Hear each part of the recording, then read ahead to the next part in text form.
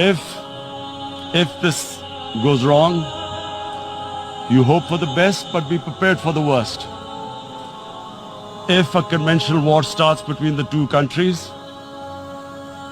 Mr. President, if a conventional war starts, and anything could happen, but supposing a country 7 times smaller than its neighbor is faced with the choice, either you surrender or you fight for your freedom till death, what will we do?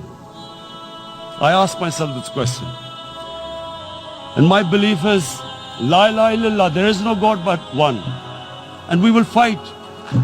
And when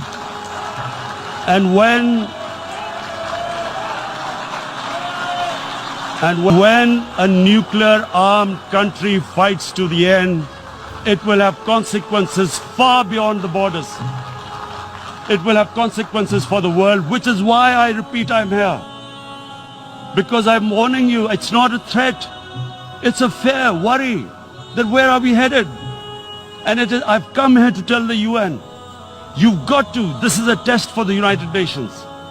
You are the one who guaranteed the people of Kashmir the right of self-determination. They are suffering because of that. And this is the time.